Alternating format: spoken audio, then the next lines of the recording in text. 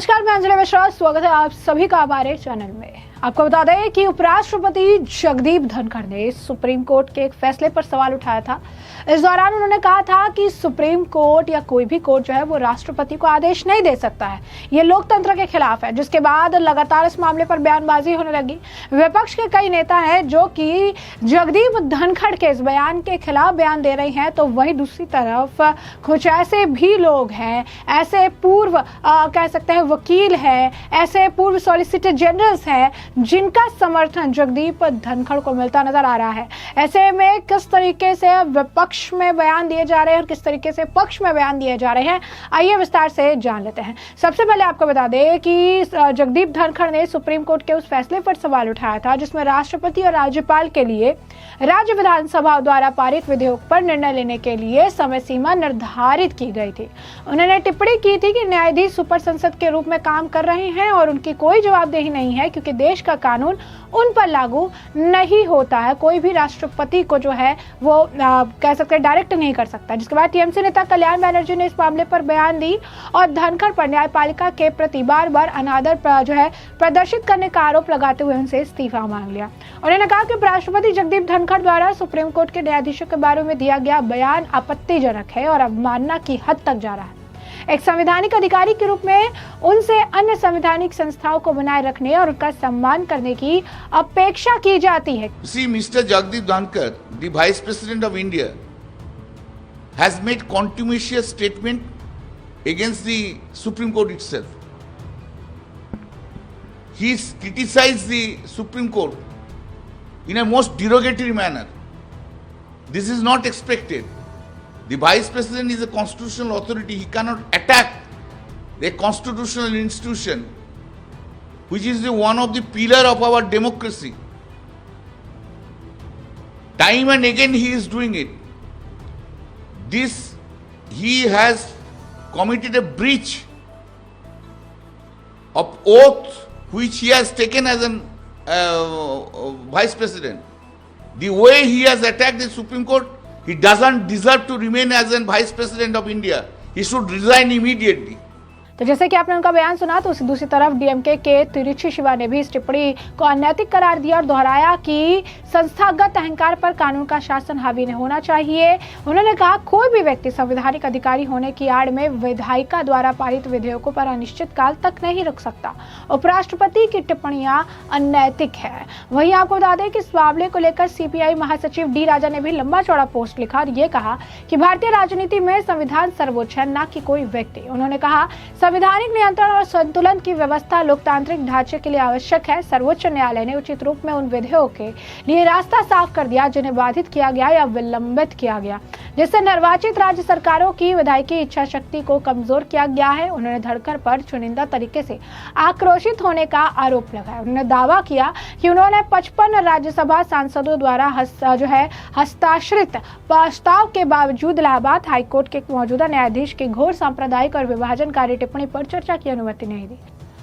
वहीं आपने देखा किस तरीके से लगातार जो है जगदीप धनखड़ के खिलाफ बयान देखने के लिए मिल रहा है। इस बीच उपराष्ट्रपति जगदीप धनखड़ के बयान पर पूर्व अतिरिक्त सॉलिसिटर जनरल एएसजी अमन लेखी कहते हैं कि उनकी आलोचना गलत है, यानी जो टिप्पणी उन्होंने की है वो गलत है, जिससे संवैधानिक पदों पर बैठे लोगों को सावधान रहना चाहिए क्योंकि जब आप कानूनी और भावनात्मक मुद्दों पर बात करते हैं, सावधानी और संयम दोनों होनी चाहिए। भावनाओं को भड़काने में आप दिमाग को वैधानिकता से दूर कर देते हैं, पूरे विवाद के बारे में गलत धारणा बना देते हैं, जिससे दीर्घकालीन परिणाम हो सकते हैं क्योंकि इससे ऐसा नजरिया बन सकता है जो सिस्टम को बदनाम करता है। मैं ये नहीं कह रहा हूं कि किसी भी सिस्टम को जांच से बचना चाहिए, लेकिन आलोचना जायज होनी चाहिए और जांच समझदारी से होनी चाहिए। न्यायपालिका सरकार का एक अंग नहीं हो सकती। न्यायपालिका को विरोध करने के लिए सरकार का विरोध नहीं करना चाहिए, लेकिन न्यायपालिका को हमेशा सरकार के साथ एक ही पक्ष में नहीं देखा जा सकता क्योंकि सरकार न्यायपालिका में एक वादी है। तथ्य यह है कि अदालत इस पर विचार कर रही है।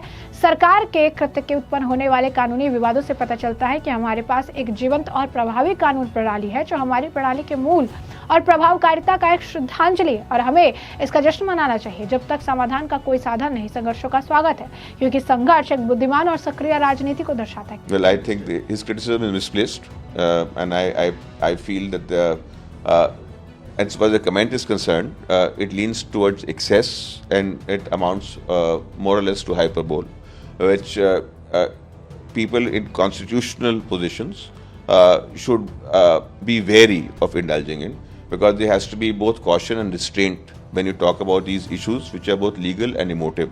By stirring emotions, you take the mind away from the legality and create a misconception about the whole controversy.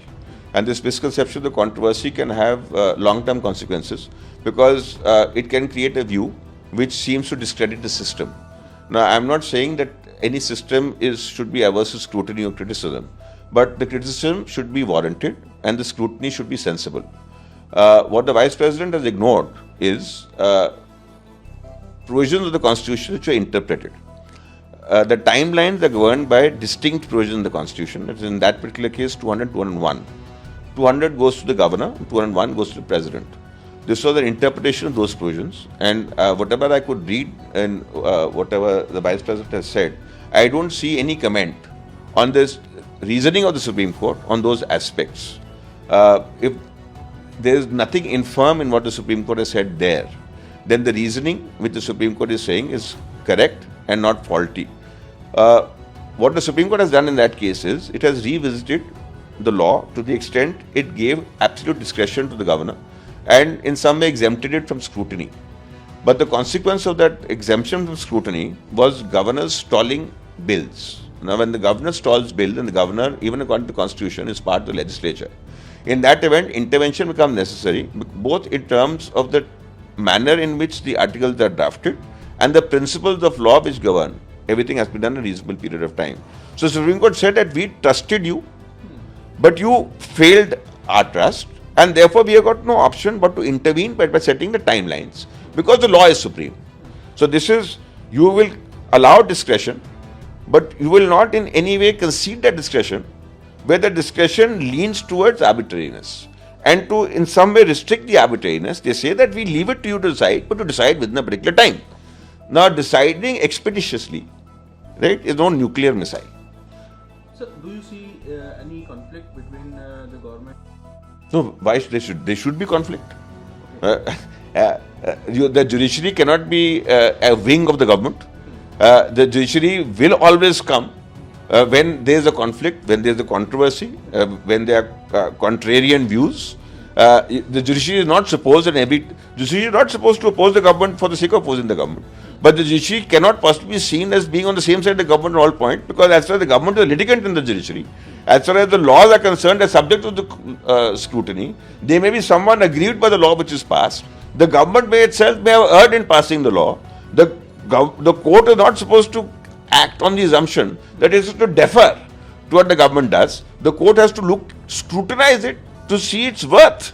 So the fact that the court is considering legal controversies arising out of the Government's Act shows that we have got a vibrant and effective legal system. That's a tribute to the worth and efficacy of our system, and we should celebrate it. Why should we look at the conflict, and why should we be averse to conflict? As long as there is a means of resolution, conflicts are welcome, because conflict shows an intelligent and active polity. तो जैसा कि आपने सुना, यहाँ पर वो कह रहे हैं कि अच्छी बात है, आप ही लोग जो है कानून बना लीजिए, आप ही लोग सत्ता में बैठ जाइए, आप ही लोग फैसला कर लीजिए, सब कुछ आप ही लोग कर लीजिए। इस तरीके का बयान गलत है। इस तरीके का बयान जो है जगदीप धनखड़ जी को नहीं देना चाहिए। वह इस मामले पर लगातार रिएक्शंस देखने के लिए मिल रहे हैं, और इस मामले पर विकास सिंह का भी बयान है, पूर्व सॉलिसिटर जनरल रह चुके हैं। क्या कुछ कह रहे हैं वो सुनिए। So, according to me, the Vice President should not be making such comments, concerning the judiciary, because it's a very high constitutional office, and the judiciary also functions within the Constitution. But having said that, I feel that this separation of powers is a very, very important, part of our Constitution. And each limb of the Constitution should respect the other. And I personally feel that sweeping judgments, binding the other constitutional functionary also may have, not a very good effect on the working of the Constitution. So, while I don't agree with the Vice President making public statements like this, I also feel that each institution should respect the other, and that respect should be maintained.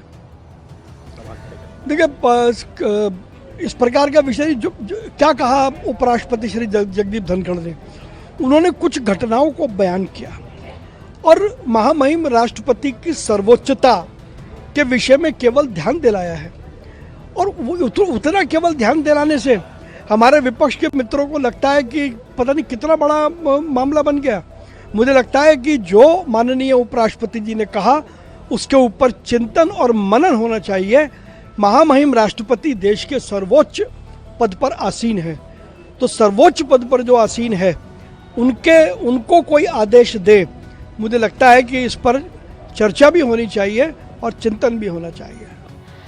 तो जैसा कि आपने सुना, उन्होंने एक तरफ ये बात तो कही कि धनखड़ जी जो है इस तरीके के बयान उन्हें नहीं देना चाहिए, लेकिन साथ ही साथ उन्होंने ये भी कहा कि दो अलग अलग कार्यप्रणाली है, दो अलग अलग जो है आप कह सकते हैं काम करने के तरीके हैं, और ऐसे में दोनों को एक दूसरे का सम्मान करना चाहिए, किसी को किसी चीज़ में इंटरफेयर नहीं करना चाहिए, और ये बेहद ज़्यादा ज़रूरी है।